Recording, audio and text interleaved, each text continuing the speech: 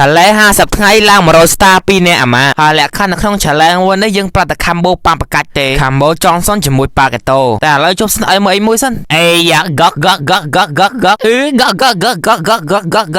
អាយដល់តែប្រកាច់ផុស TikTok ឲ្យអាឈូផងវាជាឈួតហើយអូអញថាមែនម៉ែឈឺអត់ហើយចុកអត់ចេញពីក្រៅ game ភ្លៀងអូននឹង invite ខ្ញុំចូល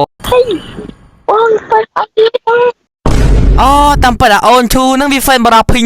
អត់អីយើងឈួតដូចគ្នាអត់ខឹងអត់ឯងទេអូចាប់អត់អូនឈូនឹង record តតែចាញ់ហ្មងលេខបានតែ2ថ្ងៃសោះឡើង top global ពីណាម៉ាបាត់ទៅស្អីគេឥឡូវមុនដឹងថាខំបោបរ៉ាភីងសហប្រពន្ធណាបរ៉ាភីងសូមនិយាយប្រាប់សិនបរ៉ាភីងណែនាំកន្លែងដាក់ពេជ្រដែលមានតម្លៃថោកសំខាន់គឺថា website លឿនខ្ជិលលាក់បាំងអីតែទិញបែហ្នឹងហើយមួយគាត់ fan ក៏ប្រហែលជាមួយឆ្នាំជាងហើយតែយើងធ្លាប់តែដាក់ខាងគេយឺតម៉ែឲ្យយឺតទេណាបាទចិត្តមកដាក់ខាងទិញបែម្ដងដឹងខ្លួនណាដាក់ម្ដងចង់ដាក់ទៀតជាប់ចិត្តអាចចេះដាក់ទៅយើងឆាតទៅពេកទៅដើម្បីគេដាក់ឲ្យណាតែបើជាអ្នកយើងក៏ចង់បានថាតកអីអាចតាក់ទង20ទូបរ៉ាភីងនេះបានចាំជួយ support ផងអើផាំងងាប់មួយអាចើរីខអូនឈូនេះត្រូវគ្នាអីឌីសំខាន់បរោះភីងធ្វើបាបទៀតនិយាយថារីខមិនផាំងងាប់មួយផ្លាប់ងាប់ផាំង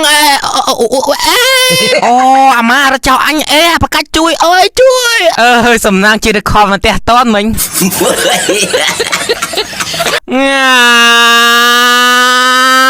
អីយ៉ាជើងរីខ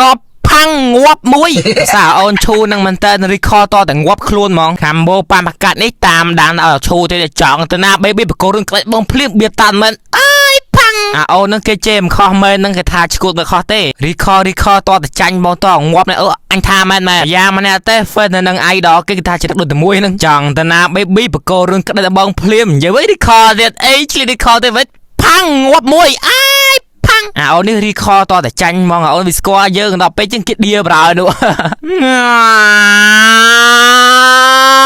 ផាំងងាប់ record តតែចាញ់នេះហើយជាទឹកចិត្ត fan បរោះភីង